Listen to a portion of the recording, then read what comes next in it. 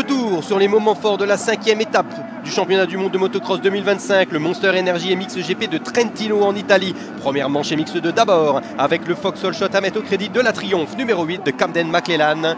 Au premier tour, Lata est deuxième, André Adamo troisième, Casval quatrième et Liam Evert cinquième. Accrochage au deuxième virage, Kay de Wolf et Simon Lagenfelder qui s'accrochent légèrement. Dans les premiers tours, André Adamo qui prend le meilleur sur Valerio Lata, c'est pour le crédit de la seconde place. Derrière, Liam Evert qui fera de même sur le pilote numéro 18 et sa Honda HRC. Kay de Wolf qui suivra et qui dans les derniers moments doublera son coéquipier numéro 26. Ici, pour le champion du monde en titre. Dernier tour, c'est chaud entre eux. Kay de Wolf qui prend l'intérieur ici et saisit la seconde place à André Adamo. Devant, consécration court, Camden McLellan qui remporte sa première manche de championnat du monde et la première manche également pour la marque anglaise. Deuxième de Wolf, troisième Adamo, quatrième Evert et cinquième Valerio Lata sur la Honda HRC.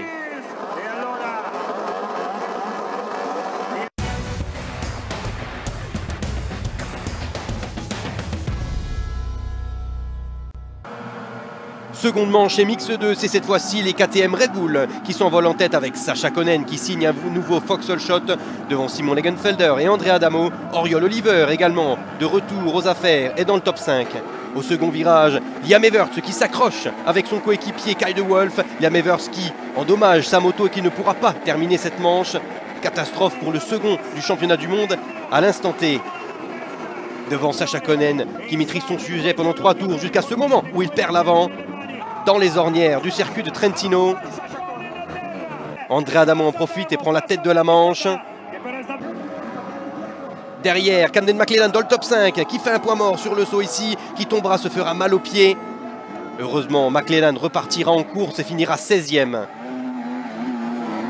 Devant, dernier tour, Thibaut Benistant qui met la pression et attaque, profite d'une erreur d'André Adamo devant son public. Thibaut Benistant qui s'envole vers une première victoire de manche sur la saison 2025. Il l'emporte devant Adamo, Lagenfelder, De Wolf et Valk. Au classement du Grand Prix, Adamo l'emporte chez lui devant De Wolf, Benistant, Lagenfelder, Valk et McLellan qui termine 6e malgré sa seconde manche. Au championnat, Kay de Wolf qui, au classement du championnat du monde, Kay de Wolf qui confirme avec 12 points d'avance sur Lagenfelder et André Adamo qui prend la 3e place à Liam Evers. Thibaut Benistant est 5e.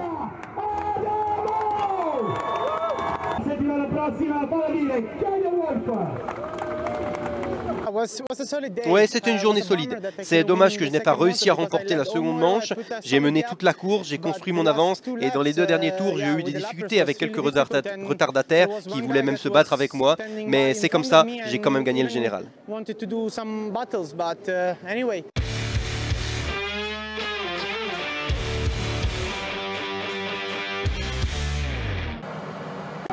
Catégorie MXGP, première manche, avec notamment la présence d'Antonio Cairoli, le non-nucle champion du monde sur la Ducati officielle. C'est Romain Fèvre sur la Kawasaki numéro 3 qui signe son premier Vauxhall Shot de l'année. Deuxième, on retrouve Maxime Renault qui sera rapidement attaqué par Glenn Koldenhoff et Tim Geiser dans le premier tour. On retrouve les 2 pilotes ici à l'attaque sur le pilote français et la Yamaha bleue. Tim Geiser qui prend rapidement la seconde position pour aller chasser Romain Fèvre. On retrouve pour la 3e place Luca Konen également qui s'attaque à la Fantique. Ça passera pour le podium de manche. 5 tours de l'arrivée.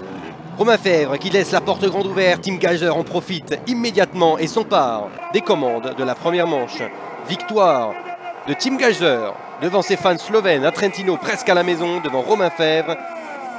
Luca Konen est 3e, Maxime Renault 4e et Glenn Koldenhoff qui signe le top 5 de manche.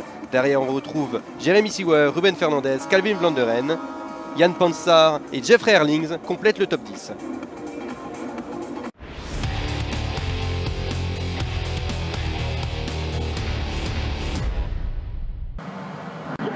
En seconde manche MXGP, c'est cette fois-ci Glenn Koldenhoff qui signe le Vauxhall Shot. Il s'envole devant Ruben Fernandez, Tim Geiser, Ivo Monticelli de retour aux affaires et Luca Konen 5e. Rapidement, c'est Ruben Fernandez qui prend les commandes de la manche. Tim Geiser qui suivra très rapidement son coéquipier. Jérémy Seewer qui chute au premier tour, qui ne signera aucun point dans cette seconde manche. Tim Geiser à l'attaque qui prend les commandes de la manche après quelques minutes. Romain Fèvre qui a passé 3-4 tours en 6e position.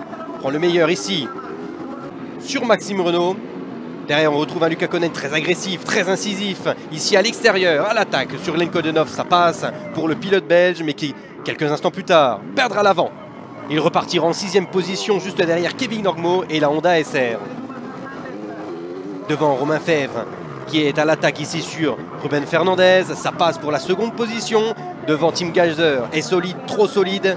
Derrière, Glenn Kodenov à l'arraché, qui double également le pilote espagnol pour signer un podium de Grand Prix. Magnifique extérieur ici pour le numéro 259 devant son public. Tim Gajser qui remporte une 6e victoire de Grand Prix à Trentino.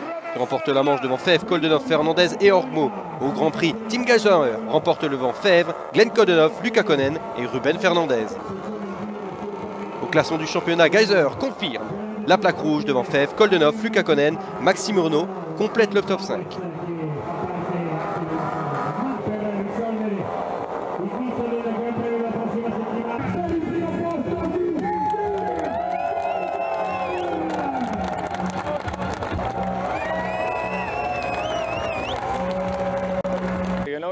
Ouais, vous savez, c'était vraiment 2 super manches. Je savais qu'il fallait que je prenne absolument de bons départs. C'était pas vraiment facile ici de doubler, je le savais déjà par le passé, mais aujourd'hui encore un petit peu plus, car il n'y avait pas beaucoup de traces pour le faire. Il fallait être un petit peu plus agressif qu'à l'habitude, mais j'ai réussi.